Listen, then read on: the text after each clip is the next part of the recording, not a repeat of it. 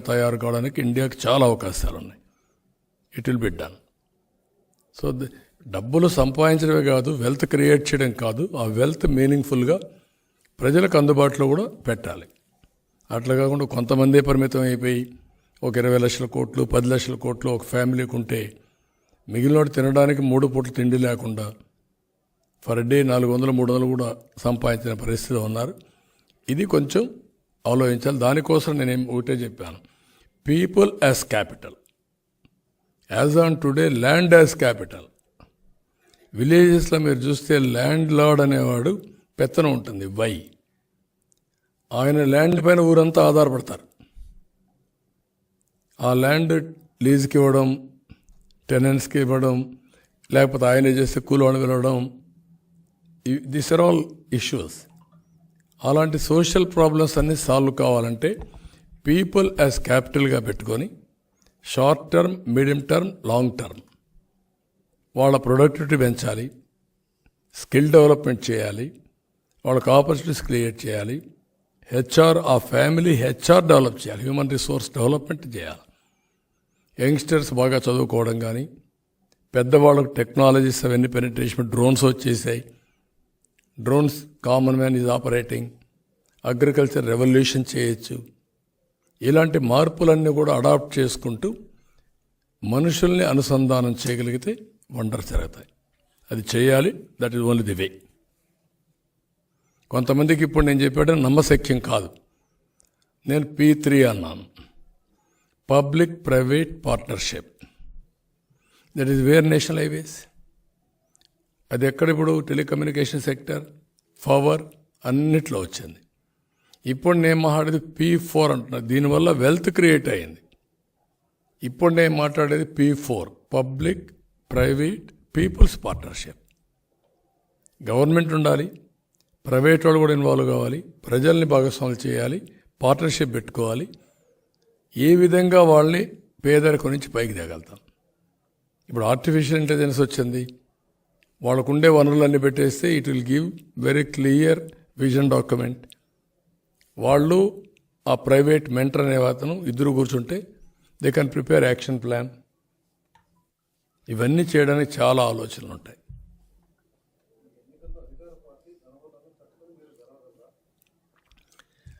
డబ్బులు, దౌర్జన్యం ఒక స్థాయి.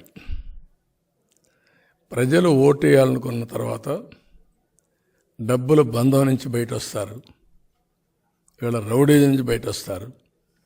ప్రజలు ఒకటి అయిన తర్వాత వీళ్ళు పారిపోతారు. గుర్తుపెట్టుకోండి, వీళ్ళ బుకాయింపులు, వీళ్ళ బెదిరింపులు, భయభ్రాంతులు చేయడం ఒక స్టేజ్ వరకే. ఒక స్టేజ్ దాటిన తర్వాత, ఈరోజు మీరు ఎన్నికలు వచ్చిన తర్వాత మీరు చూస్తున్నారు, సెక్షన్ బై సెక్షన్ ముందుకు వస్తున్నారు. నేను ఇంకోటి కూడా అప్పీల్ చేస్తున్నా, చాలామంది ముందుకు వస్తున్నారు, ఇప్పటికే వచ్చారు.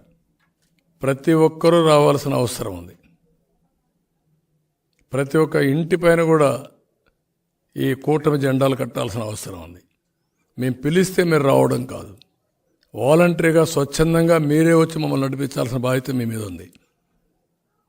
మీ భద్రత కోసం, మీ భవిష్యత్తు కోసం, మీ పిల్లల భవిష్యత్తు కోసం, ఈ రాష్ట్ర భవిష్యత్తు కోసం మేము చేసే పోరాటం. మాకు అండగా నిలబడడం మీ బాధ్యత, మాకు సహకరించడం మీ బాధ్యత. మేధావులకు కూడా చెప్తున్నా, సూడో మేధావులకు చెప్తున్నా. కొంతమంది పేటీఎం బ్యాచ్ ఉంటుంది, దాన్ని ఎవడేం మార్చలేడు. కానీ మనస్సుండే ప్రతి ఒక్క మేధావి ఆలోచించుకొని ఏది వాస్తవం ఏది అవాస్తవం అనే నిర్ణయం మీరు చేసుకోవాలి. ఈరోజు నా దగ్గరికి మాల సంఘాలు వచ్చారు. వాళ్ళు క్లియర్గా 5 ఏళ్లలో మేము చాలా నష్టపోయాం, మీరు చాలా ప్రోగ్రామ్స్ ఇచ్చారు, మేము బేషరతుగా మీకు సపోర్ట్ చేస్తాం అని వాలంటరీగా స్వచ్ఛందంగా మాల సంఘాలన్నీ వచ్చాయి. అదే మరి మైనారిటీస్ వచ్చారు. నేను ఒకటే చెప్పాను అందరికీ, అభ్యుదయ భావాలు మీకున్నాయి, మీరు ఆలోచిస్తున్నారు, అయితే కింద నుండే వాళ్ళని మోసం చేస్తున్నారు. అందుకే ఈరోజు వాలంటీర్కి కూడా ఒక పిలిపిచ్చాను. మీరిచ్చే వాళ్ళు ఇచ్చే 5,000కు ఇది అయ్యి నేరాలు ఘోరాలు చేసి మీ భవిష్యత్తు నాశనం చేసుకోవద్దండి. ఎంట్రీ పాయింటే 10,000 రూపాయలు ఇస్తాం, భవిష్యత్తులో మీ స్కిల్ డెవలప్మెంట్ చేస్తాం. మిమ్మల్ని ఇక్కడి నుంచి వర్చువల్ ఆర్ ఫిజికల్ వర్కింగ్కి మీ కెరీర్ బిల్డింగ్ చేసే బాధ్యత మాది. వాడు కూడా చూస్ చేసుకోమన్నా. కాబట్టి ప్రతి ఒక్కరికి నేను ఎవ్వరు కూడా ఉద్యోగస్తులు కానీ, రిటైర్డ్ ఎంప్లాయీస్ కానీ, సంఘాలు కానీ, కూటమి చాలా స్పష్టంగా సాధ్యమయ్యే పనులన్నీ చేస్తాం. అన్యాయం జరిగినందరికీ న్యాయం చేస్తాం. మీ భవిష్యత్తులో కూడా ఎవ్వరికి రాగద్వేషాలకు అతీతంగా మేము పనిచేస్తాం. కాబట్టి మీరు కూడా ముందుకు రమ్మని అందరికీ అపీల్ చేస్తున్నాం. అవును, అంటే ప్రతి ఒక్కరికి బాధ్యత తీసుకునేట్టుగా మేము కూడా దేనికోసం చేస్తున్నాము చెప్పడం కోసం ఇద్దరం కలిసి వెస్ట్ గోదావరిలో ఒక తణుకు నుంచి నిడదవోలు వరకు, ఈస్ట్ గోదావరిలో గన్నవరం నుంచి గన్నవరం నుంచి అమలాపురం వరకు ఈ 2 మీటింగ్లు పెట్టాం. మళ్ళా అవసరమైతే ఇంకా కొన్ని కంబైన్డ్ మీటింగ్స్ అడ్రస్ చేస్తాం. అదే మరి ఈ మీటింగ్లకి మళ్ళీ బీజేపీ కూడా నేషనల్ లెవెల్ లీడర్స్ వస్తే వాళ్ళతో కూడా సమన్వయం చేసుకుంటాం. ఇక్కడుండే లీడర్స్ కూడా సమన్వయం చేసుకుంటాం.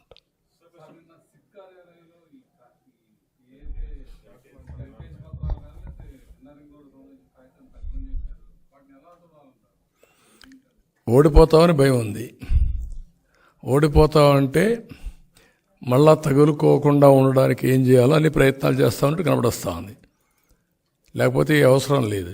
దీన్ని బట్టి చూస్తే అన్ని వర్గాల్లో ఇప్పుడు కనపడేది అంతా టీజరే చూశారు. రియల్ సినిమా ఇంక రాబోతుంది. డే బై డే మీరే చూడబోతున్నారు. అది వాళ్ళకి అర్థమైపోయే సీన్ అంతా.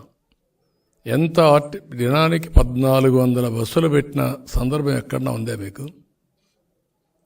ఎవ్రీడే 10 కోట్లు 15 కోట్లు బిర్యానీ, లేకుంటే క్వార్టర్ బాటిల్, లేకుంటే హాఫ్ బాటిల్, లేకపోతే వాళ్ళకందరికీ ఫ్రీ బస్సులు. అంటే ఇంత డబ్బులు విచ్చలవిడిగా ఖర్చు పెడుతున్నాం అంటే ఎక్కడి నుంచి వచ్చింది ఈ డబ్బులు? కామన్ మ్యాన్కి అర్థం కదా. ఎక్కడి నుంచి వస్తుంది? నేను వ్యవసాయం చేసావా? వ్యాపారం చేసావా? ఎక్కడ సంపాదించావు డబ్బులు? సంపాదించి ఎక్కడ ఖర్చు పెడుతున్నావు? ఈ సిద్ధం అంటూ తిరుగుతూ ఇవన్నీ చేసి నీళ్లు ఇవ్వకుండా మభ్యపెట్టే, ఇంకా పోలీసుల్ని బెదిరించి బ్లాక్మెయిల్ చేసి కొంతమంది టెయింటెడ్ ఆఫీసర్లు పెట్టుకొని వాళ్ళ ద్వారా ప్రెషర్ మౌంటప్ చేస్తున్నారు. ఐఎమ్ వెరీ క్లియర్, ఏది పనిచేయదు. మీరే చూడబోతున్నారు రేపటి నుంచి. కనీసం 10 మీటింగ్లు పెట్టాడు. 10 మీటింగ్లకు మినిమం 15 crores. ఎవరి డబ్బు సొమ్మిది? ఎక్కడిది డబ్బులు? సాయంత్రం ఒక్క మీటింగు, ఇక్కడంతా ఫోటో సెషన్, అక్కడక్కడ పోతూ ఈయనేదో పెద్ద సానుభూతి ప్రజల్లో ఎవరైతే ఆ వ్యక్తుల్ని, ఒక ఐపాక్ టీం ఉంది, ఆ టీం పని ఏంటి? ఎవరో ఒకరిని తీసుకొస్తారు ఫోటో సెషన్కి. పోతూ పెద్ద ఈయన హ్యూమన్ యాంగిల్, దాంట్లో ప్రీపెయిడ్ హ్యూమన్ యాంగిల్. ఇవి జరిగేది రాష్ట్రంలో. రెండోది, ఎవ్రీడే మీరు చూస్తే fabricated fake letters online everyday. వీళ్ళు ఏమన్నా నాకైతే అర్థం కాలేదు. నేనేదో ఈనాడులో మాది ఎలక్షన్ సూపర్ 6 క్యాన్సిల్ చేసి ఇప్పుడు కొత్త మేనిఫెస్టో చేస్తున్నారు అని ఈయన